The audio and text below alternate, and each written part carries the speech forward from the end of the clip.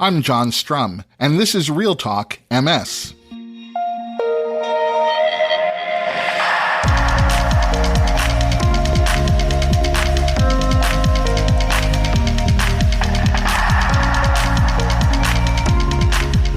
It's August 15th, and we have a lot to talk about. Rehabilitation is an intervention that's designed to fix whatever it is that might need fixing. It's a reaction to something that's been lost or at least changed. Now, in the case of MS, that might be balance, mobility, cognition. I'm sure you get the idea. But today, we're focusing on a concept that may not be as familiar to you, and that's prehabilitation, a proactive approach to maintaining your mobility and independence longer. And returning to the podcast once again, this time to discuss the value and benefits of prehabilitation, is the National MS Society's Associate Vice President for Research, Dr. Kathy Zackowski. But before we get to my conversation with Dr. Zackowski, there are a few other things that you should know about. First, a quick reminder for my friends and listeners in Canada. The 15th annual Burgers to Beat MS Day is taking place in just 2 days on August 17th at A&W locations across Canada. For those of you living in Canada or those of you with plans to be in Canada this Thursday, A&W will donate $2 for every teen burger sold to support the work of MS Canada. Canada has one of the highest rates of MS in the world, and every day, 12 more Canadians are told you have MS.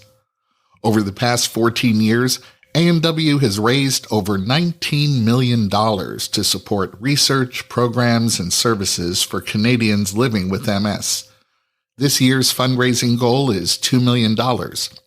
And if you'd like to participate, but you don't want to wait until Thursday, or you don't happen to live in Canada, you can visit burgerstobeatms.ca and make your online donation today. And you'll find that link in today's show notes. If you're a regular listener, you know that I'm always excited to introduce you to people who I consider to be difference makers. And today, we're going to meet Matt Nags. Matt was diagnosed with MS in 2020.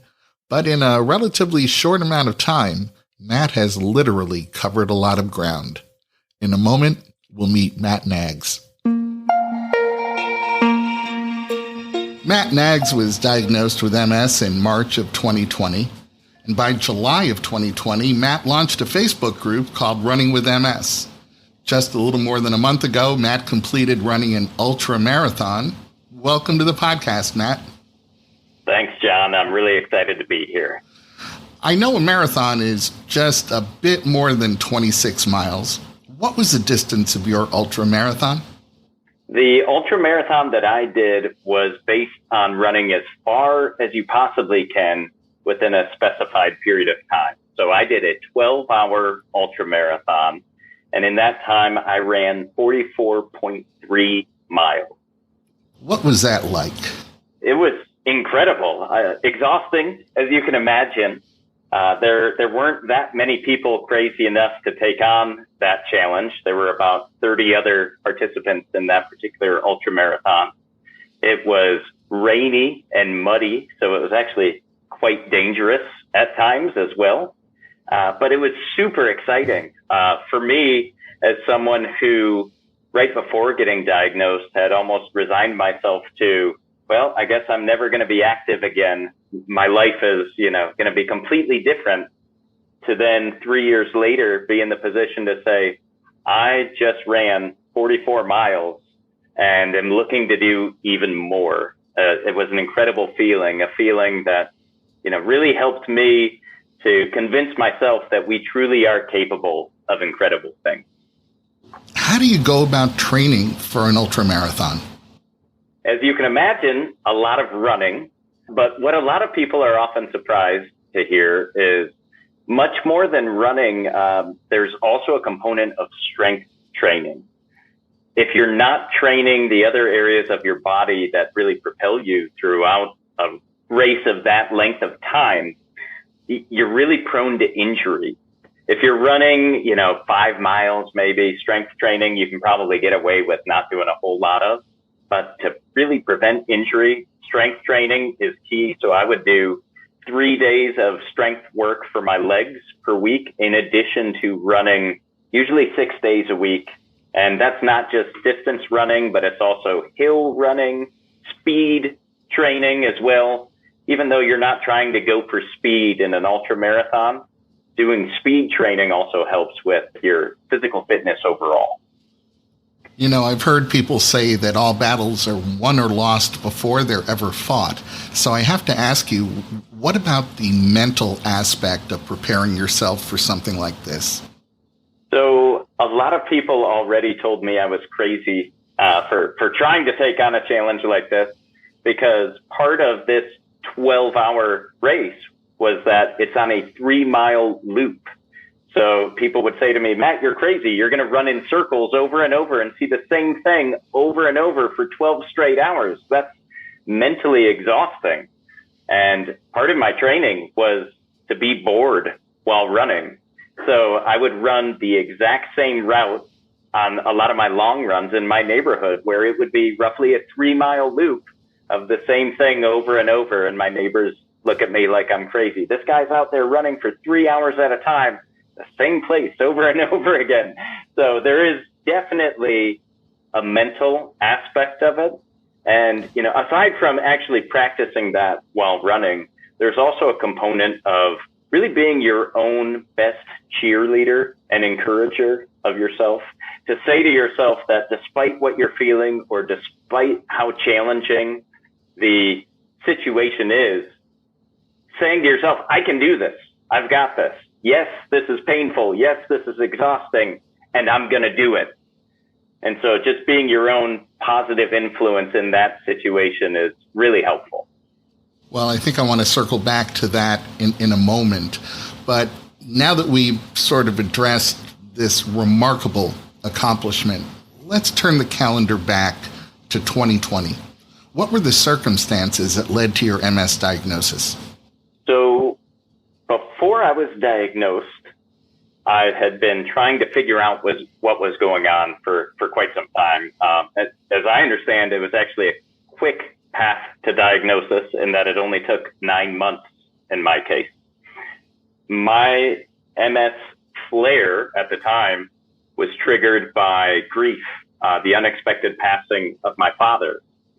And as I had gone to my doctor explaining the symptoms I was experiencing, my doctor kept on telling me, it's from the grief, just try and manage your stress and you're going to be fine. And eventually I got to the point of saying, I really don't think that when I look down and feel electrical current pulsing through my body, which as Lermit sign, that is something that could happen from grief. And ultimately, I wound up in a hospital while I was traveling for work out of town. And based on the symptoms I had, they agreed to admit me so a neurologist could see me. And after a week visit in the hospital, I was diagnosed with MS. What went through your mind at that point? So many things. There was affirmation that I wasn't crazy, that it wasn't all in my head. There was this fear of the unknown. Admittedly, there was a short period where I was depressed also of, wow, I had all these ideas for what my life is going to look like. And MS has come to change that. And, I'm fortunate in that I was able to overcome those preconceived notions that even I had, to say, wait a minute, why am I letting my potential future be overridden by my current path? Everything that I had heard about MS was often the worst case scenarios. And at first I started acting as though the worst case scenario is me. It's where I am right now. People with MS don't exercise. They don't run. So I started to kind of give up, so to speak. And I'm very thankful that something kind of lit a switch. That doesn't make sense, but flipped a switch in my mind saying, wait a minute, you're not to that point yet. You're not so far along with disease progression that you have to stop doing things. So instead, I shifted to say, what can I do? And let me see how much more I can do. Before my diagnosis, I had never even run more than a half marathon. And since being diagnosed, I've run 5 full marathons. I've done longer than marathon distance multiple times, including the recent ultra that you've mentioned as well. And I've got even bigger things planned also. So part of what I'm all about is trying to show other people that despite our diagnosis, there's a lot we still can do. And I think it's somewhat natural to receive a diagnosis and say, things in my life have changed. That's absolutely true. They have. But we don't have to decide that everything has changed for the worse quite yet. We can see what we're still capable of and what we can do with what we've got. 3 or 4 months after your diagnosis, you decided to launch your Facebook group, Running with MS. You know, there are a lot of groups on social media for someone who's living with MS to join. What motivated you to start Running with MS? When I was newly diagnosed, I was looking for any kind of support that was out there. And a lot of the groups I found were mostly encouraging and mostly positive, but pretty much all of them had at least one aspect of it that made me uncomfortable. Anytime I would see discouraging and depressing posts, my heart absolutely would go out to those people. I also had to protect myself, where I know that it's easy for me to go to a dark place if I see what the potential future looks like and to go down that rabbit hole. So I said, I'd really like to start a group where the whole premise of the group is this is a completely positive and optimistic place. And it doesn't mean that the group cannot share challenges that we have to say, here's the thing that is, really challenging me right now. I'm having these symptoms and these things are happening in my life. We all have that, and it's healthy to talk about that. What I wanted to make sure that we had within this group was that aspect of, in spite of these challenges, I know that I'm going to figure it out. I know that it's going to be okay, that we're in this together. And I've been so pleased and humbled by what the group has become. Honestly, there are so many incredible, inspirational people who have truly embraced this concept of this is all positive. And by the way, it's not for everyone. There are some people who say, I can't take that much optimism. I can't take that much positivity. And that's really okay. We've structured the group to where even before entering, you have to agree to understanding these are the rules. And, if you do have challenges and you're not sure how to be positive in talking about them, then there are group members, myself included, who will reach out one-on-one to provide that support. So that way, the group still publicly to its group members is always a place where when you show up on the page, you're not going to see something that makes you think about the negative potential in your future, but instead that's always focused on what we are still able to do and what we are still working on to do incredible things today. So who can join Running with MS, and how do they join? Anyone can join Running with MS. It's not required that you have MS to join. So it's really open to anyone who has MS. We also welcome caregivers, partners, spouses of people with MS, loved ones, supporters of people with MS. Or the way I also put it is just if you want to come into a group and be inspired by a bunch of incredible people, then that's the main criteria. So as long as you're willing to abide by the rules of maintaining optimism at all times, then anyone's welcome. So full disclosure to our listeners, I am a member of this group, and I can personally attest to the fact that every time you visit the page, it's going to be inspiring, it's going to be motivating. And if you are of that mind, I can't imagine a better social media destination for you. Let me ask you, Matt, what have you learned as a result of living with MS? I've learned a lot of things. One is to prioritize what matters most to us.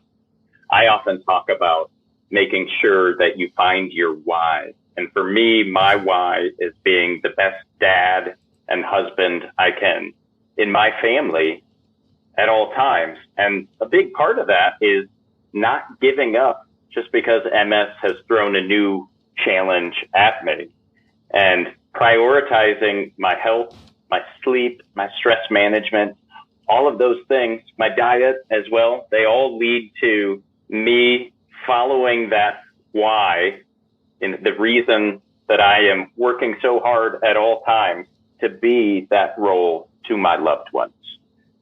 So learning to prioritize becomes a whole lot more important when you're faced with a challenge, and it also becomes a whole lot easier when you know why you're prioritizing the things you're prioritizing. If they're deeply meaningful reasons, then it'll be much easier to continue the course. When we were talking about how you prepared for your ultramarathon, you mentioned being your own best cheerleader. How do you think that mindset has served you in your MS journey? Living with MS, it can feel overwhelming, and everyone has their days. Even if you go on social media and see this person, they've got it so great, right? It's a lot of times you see just when things are going well. So even when I have my days, I would say that knowing that if I tell myself positive and encouraging things, I've seen by my own experience how that gets me through difficult times. I've seen it when I'm racing and doing, the athletic feats that I attempt to do. And I've also seen it when I'm struggling on a particularly difficult day when it comes to dealing with my MS symptoms. And I see where having that mindset helps me overcome difficult areas that, if not for that mindset, I might get stuck in a rut. It's worth trying. When you start doing it, if it's new to you, you might say, this is ridiculous. Who talks to themselves and says, you can do this? But you're the only one that's going to know you're doing it, right? You say it in your head. So go ahead and feel silly doing it. Try it. I'd encourage you to do it and just see what happens. If you don't like it, well, then you don't have to tell anyone that you tried it. Now that you've completed an ultramarathon, you've alluded that bigger plans lie ahead. What's next, Matt? So my bucket list run as of right now is a relay race that I believe you may have heard of, John. It's called MS Run the US. And this relay race selects 19 runners to run a segment across the US, starting in California and ending in New York. As a matter of fact, as of the time of this recording, I'm actually in the interview process to see if I will be one of the runners in next year's relay. So if I were to be selected, I would be running a segment that is likely 6 days of running about 31 miles per day. So 6 days in a row of 31 miles per day. So that's my big bucket list challenge as of right now. I'm doing the math. That's running just over 180 miles in slightly less than a week. Yes. That's, I'm out of words, and that doesn't happen very often. But I wish you the best of luck in going through the selection process. If it turns out that you are going to be one of those runners, I hope we can circle back and you can be our special RealTalk MS correspondent during the race. That would be incredible, John. I'd love that. All right, we'll keep talking about that. Matt Nags, thanks for leading by example and choosing to live your very best life in spite of MS. And thanks so much for talking with me today. Thanks, John. Can't thank you enough for all you do for the MS community and being that guiding voice for so many of us throughout our journeys also. Running an ultramarathon like Matt may not be one of your goals. Maybe you're hoping to just get through your everyday activities, whatever they may be, without your MS symptoms getting in the way. Achieving that kind of goal might include working with a physical therapist, an occupational therapist, a speech pathologist, or another rehabilitation specialist. But you might have a slightly different goal, and that's to proactively prepare yourself for overcoming some of the obstacles you might face in your everyday activities before your MS symptoms get in the way. And that's what prehabilitation is all about. Joining me in a moment to walk us through the hows and whys of prehabilitation is the Associate Vice President for Research at the National MS Society, Dr. Kathy Zackowski.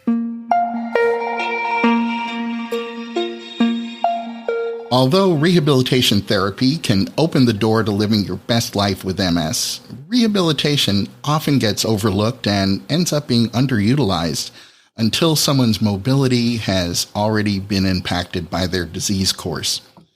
The National MS Society's Associate Vice President for Research, Dr. Kathy Zackowski, is joining me to talk about how prehabilitation, as well as rehabilitation, could be solutions for many people with MS to maintain their independence and their mobility longer.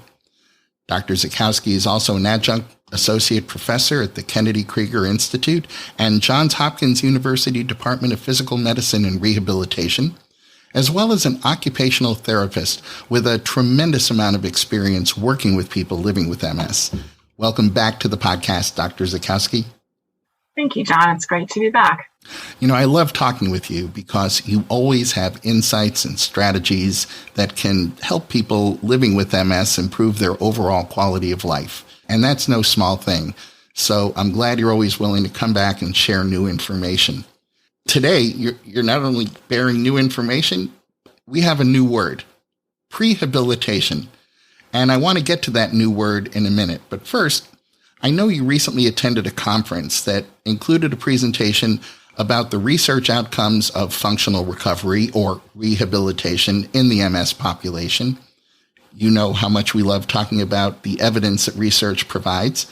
Can you tell us about the research that you heard about?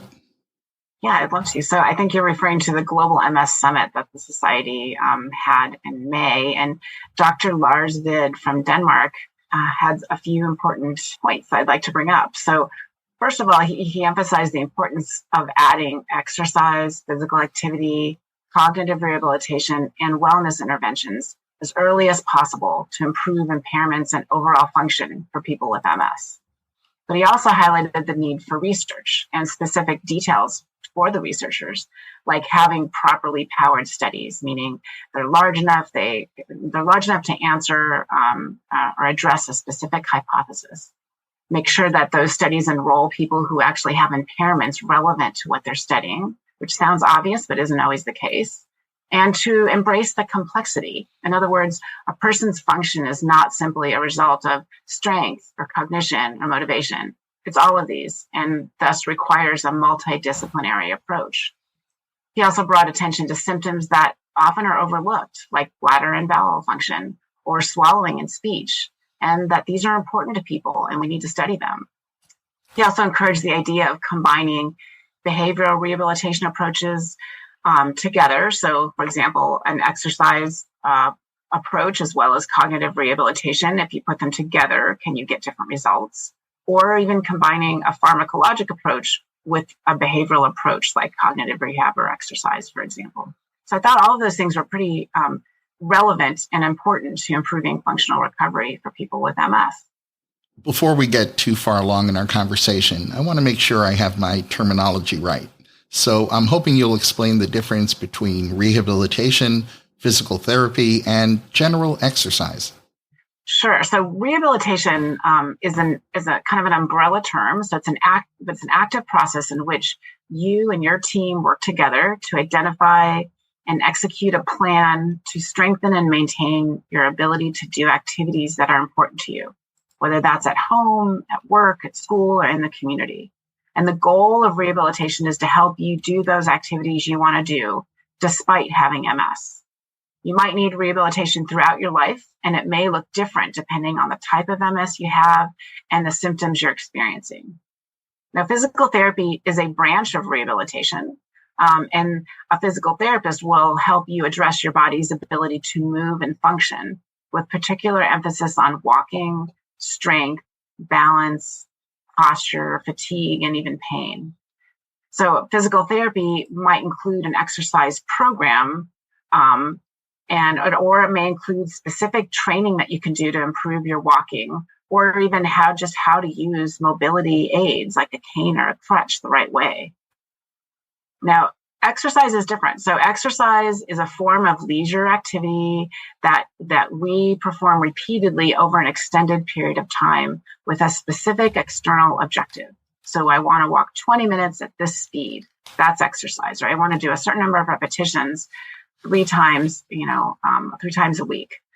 Now, exercise is associated with physical therapy, right? Because a physical therapist can give you an exercise prescription, but we all do exercise without a physical therapist in real life too. It's just not as precise or as it's not prescribed quite the same. So all of the rehabilitation, physical therapy, and exercise are all related, but they do have very distinct definitions that I think might help us use them most appropriately.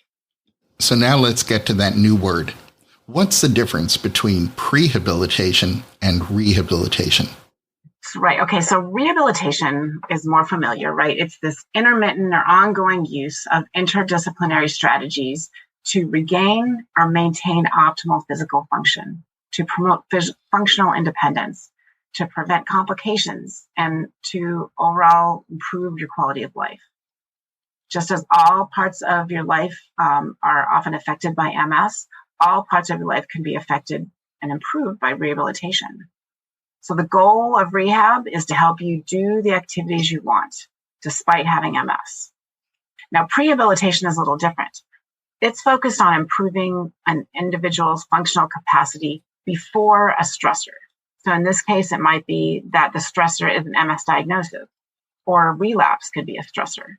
And the goal of prehabilitation is then to work toward the best possible function now, so that impairments that follow start even from a higher level. So one example that I think of is this idea of cognitive reserve. So the cognitive reserve hypothesis is that engagement in higher levels of intellectual enrichment, meaning games that you use to think, cognitive games, can minimize the impact of MS-related neural damage on cognitive functioning. And data suggests that people with MS who have higher cognitive reserve demonstrate relatively preserved functional connectivity, despite the accumulation of atrophy in the brain. So cognitive reserve is one way that prehabilitation might be able to improve that. There are also a lot of other interventions in a prehabilitation program that include things like physical activity and a healthy diet. We know that eating a balanced diet can improve quality of life in people with MS. And the focus on personalizing the program to an individual's specific needs can promote individual empowerment. So it's important to get exercise, have a good diet, but even knowing that you're doing something for yourself that can make a difference has a lot of power and can be very influential. So definitely we need more data to determine the full benefits of prehabilitation, but those studies are ongoing and there will be answers, more specific answers soon. You know, you've already started answering my next question. The National MS Society points out that more than half of all the people living with MS may develop some problem with cognition. And I'm wondering, and again, you already started answering this, whether there's a prehabilitation and rehabilitation for cognitive issues, and does that differ from prehabilitation or rehabilitation that's focused on improving physical function? So there are studies that are examining how effective cognitive rehab is in MS, and even over the more recent years, there are definitely several really effective programs that can improve cognition for people with MS. So one example is the Kessler Foundation story memory technique. This is a memory retraining protocol where participants are taught to facilitate new learning by utilizing context and imagery. So it relies on connecting images in a way that is engaging and memorable to you, And it's shown to be very effective, and it can be worked on virtually. Another example might be group-based community programs that teach strategies that help you just manage the cognitive changes that you're experiencing with MS. Now, in terms of exercise or physical activity, we know that even a single bout of exercise can impact cognition for people with MS. And overall, the studies that have been published, even for the last 8 years, support the idea that exercise has a positive impact on cognition in the MS population. And in particular, these studies have reported that exercise training that incorporates a wide variety of interventions. So not doing the same repetitions each day, but mixing it up a little bit, doing a little bit of repetitions with your legs, or moving it to your arms or your trunk, or doing a little bit of walking or reaching with your arms. Mixing it up a little bit has been shown to have the most benefits in terms of changes that you might see in cognition. So research on exercise training is a very promising approach for improving cognition. And this research has been growing, but we still don't have definitive answers, like exactly what should person A do versus person B in terms of the type of exercise that would be most impactful for their cognition. Those answers aren't here yet, but researchers are trying to sleuth that out and investigate that now. So if someone living with MS is hoping to find a healthcare professional in the field of prehabilitation or rehabilitation, what types of specialists should they be looking for? So MS rehabilitation, I keep saying this word, kind of multidisciplinary or interdisciplinary team approach, but that's really important because just as your neurologist is a trained professional that can take care of your medical needs as a person with MS, your rehabilitation team is trained specifically to address other areas of your care. So, for example, a physical therapist is trained to understand exercise prescription, for example, or what tools you need to improve your walking or your strength. An occupational therapist is trained to teach you how to adapt activities. So something that might be impossible for you now, since you've been diagnosed with your MS, now we can break it apart and put it back together so that you can still accomplish that goal, but it might take a different form. Occupational therapists are also very good at helping you figure out how to make your home safe or keep your home safe as you change. Speech therapist is another part of the rehabilitation team. They're really good at understanding thinking skills and speaking skills and swallowing issues. But those are the most obvious. There are others that I feel like I should mention, like a social worker. A social worker is critical to determining what resources you might have in your area to help you. A psychologist or neuropsychologist. These are professionals that really help you deal with mental health issues and challenges like depression or anxiety in the midst of your MS. There's also an orthotist. This is a person who helps build tools or adapt tools that will fit you and allow you to stay as functional as you are. Or a urologist. This is a medical physician who is trained on how to address bowel and bladder issues. So there are a lot of individuals, in addition to your primary care physician and your neurologist, that can really speak to this idea of prehabilitation or rehabilitation. Let's talk about someone who's been living with relapsing remitting MS for 10 years or so. They're on a disease-modifying therapy. They try to live a healthy lifestyle, and they feel that their MS is generally well managed.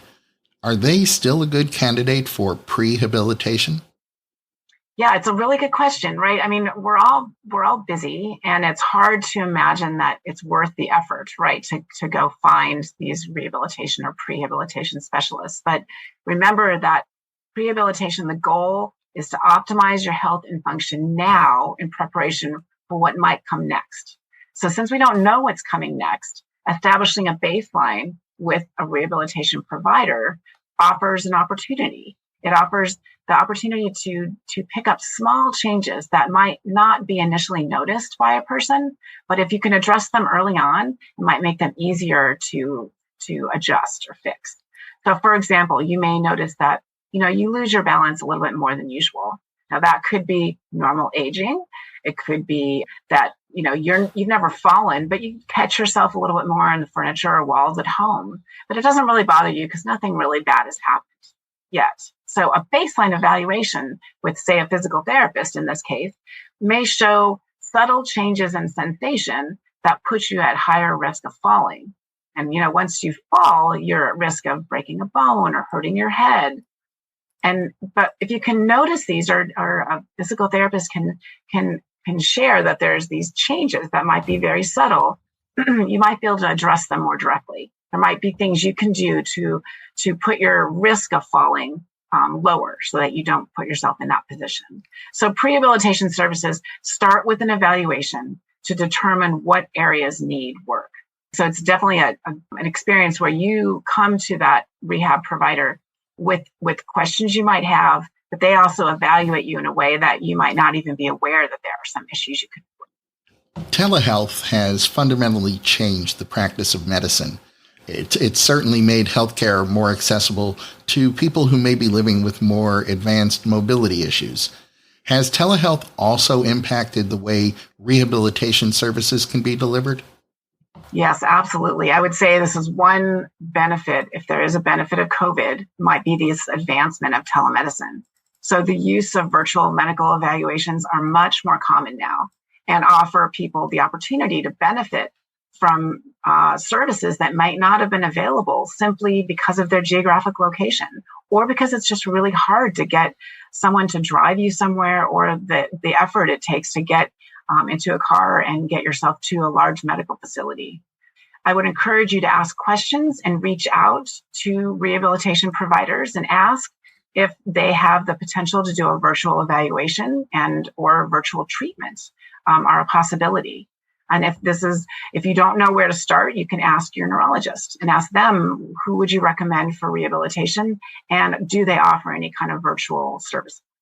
I'm so interested in this paradigm of proactively getting an evaluation, prehabilitation evaluation from a specialist who may very well see things that other people are going to miss in their own lives. But I'm wondering, how does private insurance look at prehabilitation? Are these kinds of services typically covered, or are there some extra steps someone might have to take? Yeah, that is the $1 million question, right? So there's one thing to be motivated to get the prehabilitation you might need, but there's the other of how do you pay for that? So the answer is not simple.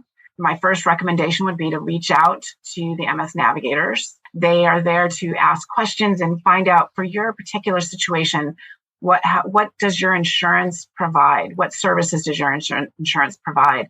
Most insurance in the United States will cover a number of sessions from a physical therapist, an occupational therapist, and mostly a speech therapist.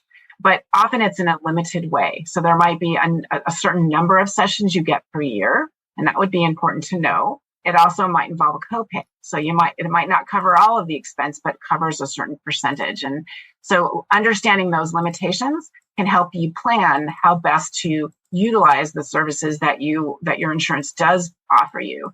But it's not an easy answer because it is so individualized based on the type of insurance you have and even the state that you live in, for example.